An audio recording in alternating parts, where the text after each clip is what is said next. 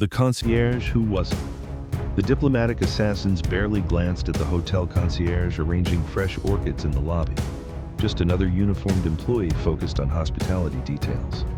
But when they moved to eliminate the Israeli ambassador during the peace summit and saw her neutralize three armed operatives using only a crystal vase and marble ashtray, they realized their fatal mistake.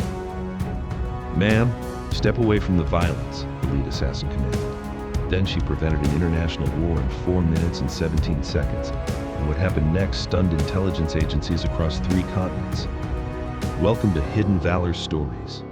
Before we dive into how a luxury hotel employee stopped an assassination that would have changed Middle Eastern politics forever, tell me in the comments, what city are you watching from today? And if you believe that the most dangerous people often wear the most innocent uniforms, hit that subscribe button. These hidden stories of valor need to be told. The Grand Palace Hotel in Geneva stood as a monument to international diplomacy, its marble floors and crystal chandeliers having witnessed decades of world-changing negotiations. The 5-star establishment had hosted presidents, prime ministers, and peace agreements that shaped global history. Every detail of the hotel's operation reflected the kind of discretion and elegance that made powerful people feel secure enough to discuss reshaping the world. Rachel Averted had been the head concierge at the Grand Palace for 6 years, her presence as carefully cultivated and precisely maintained as the hotel's reputation itself.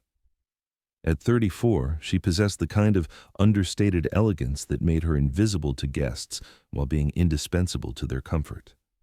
Her uniform was always perfect, her English carried just enough accent to seem European, but not specifically identifiable, and her knowledge of Geneva's restaurants, theaters, and services was encyclopedic. To the diplomats, business leaders, and international power brokers who frequented the Grand Palace, Rachel was simply part of the infrastructure, reliable, professional, and completely forgettable.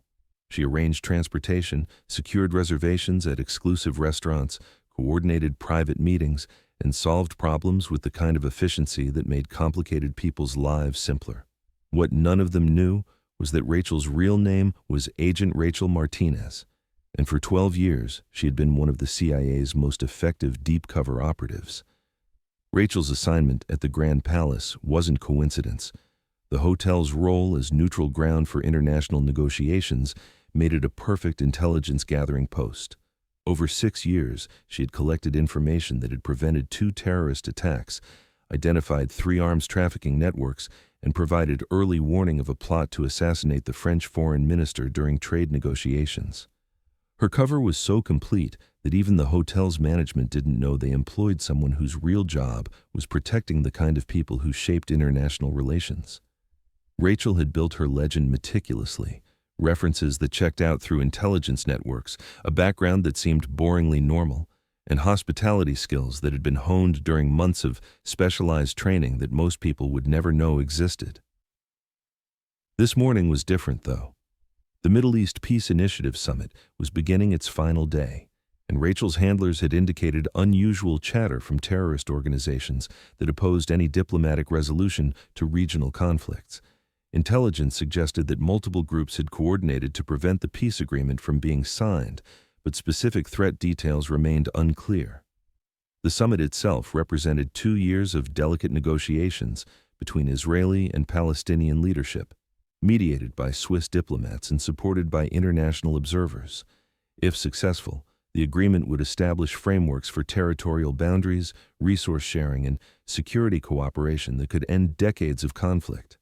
If it failed, especially through violence, the resulting chaos could destabilize the entire Middle East. Rachel had spent the early morning hours coordinating final details for the day's events: transportation for delegations, security liaison with Swiss authorities, arrangement of private meeting spaces, and coordination with the hotel's executive chef for the signing ceremony reception. To anyone observing, she appeared completely focused on hospitality logistics rather than counterterrorism operations. But Rachel's real preparation had been different. She had memorized the hotel's architectural details that could provide tactical advantages. She had identified weapons of opportunity throughout the public areas. She had established communication protocols with her Mossad handlers and reviewed contingency plans for multiple threat scenarios. Her concierge duties provided perfect cover for reconnaissance that would have been suspicious from anyone else.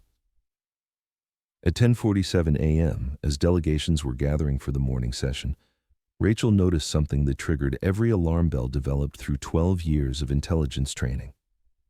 3 men in expensive business suits had entered the lobby, their appearance professional and unremarkable, except for details that most people would miss. Their shoes were wrong, tactical footwear disguised to look formal but designed for rapid movement. Their jacket cuts concealed shoulder holsters with the kind of precision that indicated custom tailoring for concealed weapons. Most significantly, their body language carried the hyper-awareness that came from military training, not business meetings. Rachel continued arranging fresh orchids in the lobby's central display while tracking the men's movement patterns through her peripheral vision. They were conducting reconnaissance, noting sight lines, exit routes, and security positions with the kind of methodical approach that indicated serious operational planning. One of the men approached the concierge desk where Rachel was working, his expression carrying the polite interest of a businessman seeking local recommendations. "Excuse me, miss," he said in English with what sounded like a Germanic accent. "I'm attending meetings today and wonder if you could recommend a good restaurant for this evening. Something private where business discussions wouldn't be interrupted." Rachel smiled with the practiced warmth that had become second nature during 6 years of cover maintenance. "Of course, sir. Are you looking for traditional Swiss cuisine or perhaps something more international? And how many people will be joining you?" As they spoke, Rachel was conducting her own reconnaissance. The man's hands showed calluses consistent with weapons training. His eyes continuously scanned the lobby rather than focusing on their conversation. Most telling, he was asking questions about restaurant privacy that sounded like intelligence gathering about secure meeting locations rather than genuine dining interest. "Something traditional would be perfect," the man replied. "Perhaps a place where we won't encounter other hotel guests who might recognize us from today's meetings." Rachel's assessment was complete. These men weren't businessmen seeking restaurant recommendations. They were operatives conducting final reconnaissance for an operation that targeted the Peace Summit. The questions about privacy and avoiding other hotel guests suggested they wanted to avoid witnesses who could later identify them. "I have several excellent recommendations," Rachel replied, maintaining her helpful concierge persona while her mind shifted into operational mode. "Let me prepare a list with locations, contact information, and reservation suggestions."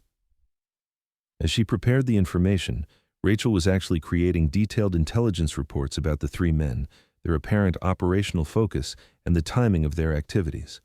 Her years of training had taught her to gather maximum information while appearing completely focused on customer service. The man accepted the restaurant information and rejoined his companions, who were now positioned to observe the hotel's security arrangements during the Peace Summit meetings.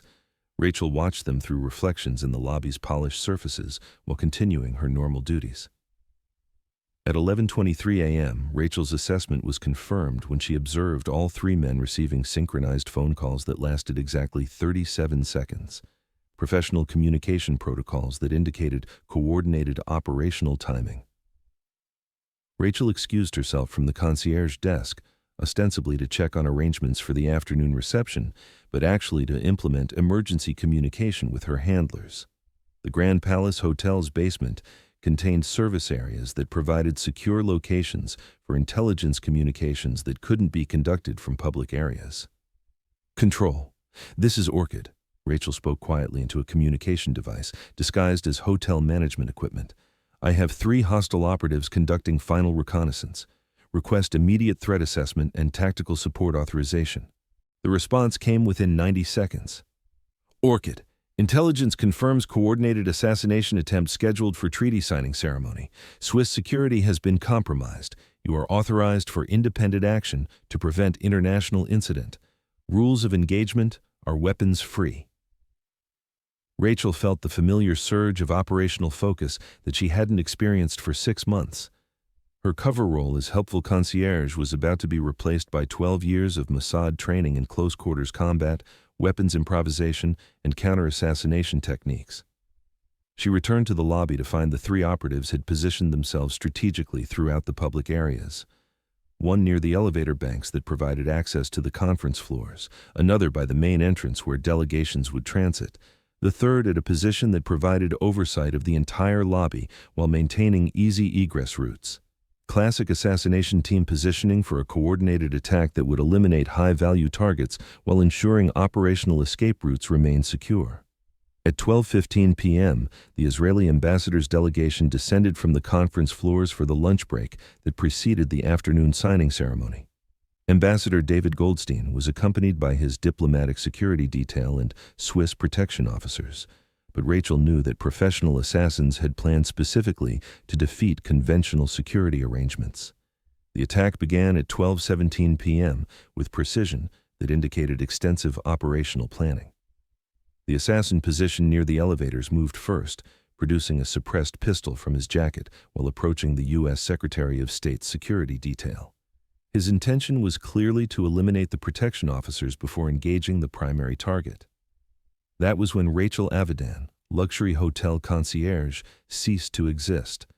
In her place stood Agent Rachel Martinez, CIA operative with 12 years of counterterrorism experience and training in close-quarters combat that had been developed specifically for situations where conventional weapons weren't available. Rachel's first action was to hurl the crystal vase she'd been arranging toward the assassin near the elevators. The vase, weighing approximately 4 pounds and thrown with the accuracy developed through years of specialized training, struck the gunman's wrist with sufficient force to disrupt his aim while fracturing the small bones that controlled his grip strength. Before the crystal had finished shattering on the marble floor, Rachel was already moving toward the second assassin with the kind of fluid motion that indicated someone who had trained for this exact scenario countless times. The second operative was raising his weapon toward Secretary of State Williams when Rachel reached him. Her attack was a precise combination of martial arts techniques that had been developed specifically for disarming armed opponents in public spaces without creating additional casualties. She struck his elbow with a palm heel technique that hyperextended the joint beyond its normal range of motion, simultaneously executing a wrist lock that forced him to release his weapon while redirecting his body weight into an unrecoverable position. The heavy marble ashtray from the lobby's coffee table became her next improvised weapon, delivered with the kind of precision that comes from understanding exactly how much force is required to incapacitate without killing. The third assassin was attempting to acquire Secretary of State Williams as a target when Rachel's peripheral vision caught his movement. Without hesitation, she grasped a decorative bronze sculpture from the reception desk, approximately 7 pounds of metal cast in the shape of a dove, ironically chosen by hotel management to symbolize peace. Rachel's throw was calculated for maximum impact with minimal collateral damage. The sculpture struck the third operative in the temple with enough force to cause immediate unconsciousness while avoiding lethal trauma. Total elapsed time from the first gunman's movement to the neutralization of all 3 threats, 4 minutes and 17 seconds. Secretary of State Williams's security detail was still processing what had happened when Rachel was already securing the operative's weapons and checking for additional threats. Her movements carried the kind of professional efficiency that indicated someone who had done this before under significantly more dangerous circumstances. "Madam Secretary, you need to return to the secure conference area immediately," Rachel said, her voice carrying command authority that hadn't been present during 6 years of arranging restaurant reservations. This was a coordinated operation, and there may be additional teams. The Secretary of State looked at her hotel concierge with the kind of expression reserved for encountering something that challenged fundamental assumptions about reality. "Miss Averted, what exactly just happened?" "Madam Secretary, these men were preparing to assassinate you during today's peace signing. I've neutralized the immediate threat, but security protocols require your immediate relocation to secure areas." What training do you have that?" Secretary Williams began, then stopped as understanding began to dawn in her expression. "Ma'am, with respect, we can discuss my background after you're safe. Right now, I need you to trust me and move to secure areas immediately." The Swiss security officers who had been assigned to protect the peace summit arrived 90 seconds later to find 3 unconscious operatives, multiple weapons secured on the concierge desk, and a hotel employee who was providing tactical briefings with the kind of precision that indicated serious professional training. "The primary attack team has been neutralized," Rachel reported to the Swiss Federal Police commander. Intelligence suggests this was part of a coordinated effort to prevent the peace agreement. I recommend immediate security sweeps of all conference areas and enhanced protection for all delegations." The commander studied Rachel with growing amazement.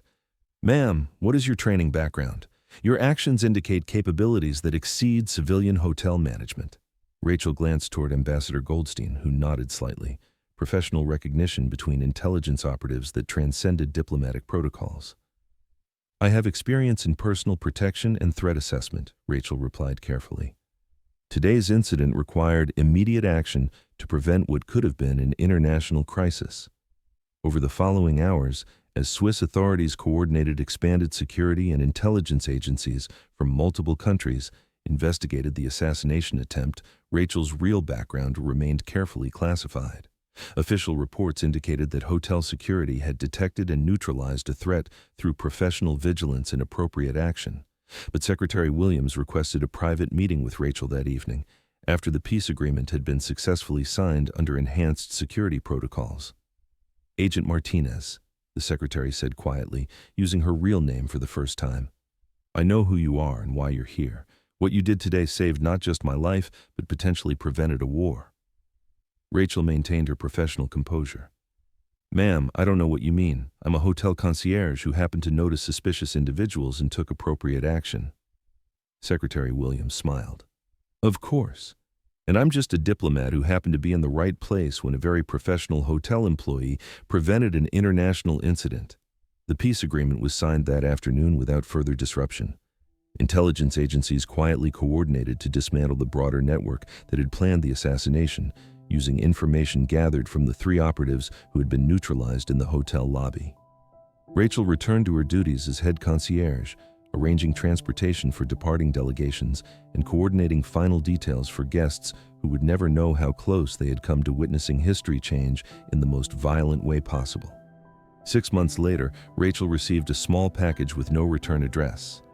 Inside was a crystal dove, similar to the bronze sculpture she had used as an improvised weapon, with a simple inscription: "To guardian angels who work in hotel lobbies." A grateful diplomat. Rachel placed the dove on her apartment windowsill, where it caught the morning light streaming over Lake Geneva. It reminded her that some of the most important work happened when nobody was watching, performed by people who chose to remain invisible until the moment when visibility became the difference between peace and war. She continued working as head concierge at the Grand Palace Hotel, maintaining her cover while providing intelligence that helped prevent conflicts most people would never know had been threatened. Her guest service remained impeccable, her knowledge of Geneva's restaurants encyclopedic, and her ability to solve complicated problems efficiently unmatched. But now, when diplomats and international leaders stayed at the Grand Palace, they sometimes caught glimpses of something more than professional hospitality in their concierge's attention to detail. A quality of awareness that suggested someone who understood that real security often came disguised as customer service. Because that's what Hidden Valor Stories is all about. Discovering that extraordinary protection often comes from people who look like they couldn't hurt a fly, who spend their days arranging flowers and restaurant reservations while quietly maintaining the skills to prevent international incidents with crystal vases and bronze sculptures. Rachel Cohen proved that the most effective guardians are often the ones you never notice until the moment when their protection becomes the only thing standing between diplomacy and disaster. Sometimes the difference between peace and war is measured not in armies or treaties, but in 4 minutes and 17 seconds of professional violence applied by someone whose job description includes ensuring guest satisfaction. The diplomatic assassins had dismissed her as just another hotel employee. They learned too late that some employees have background checks that involve live fire exercises and language skills that include the international dialect of neutralizing threats with whatever's handy. Sometimes saving the world is as simple as knowing which end of a crystal vase to throw and how hard.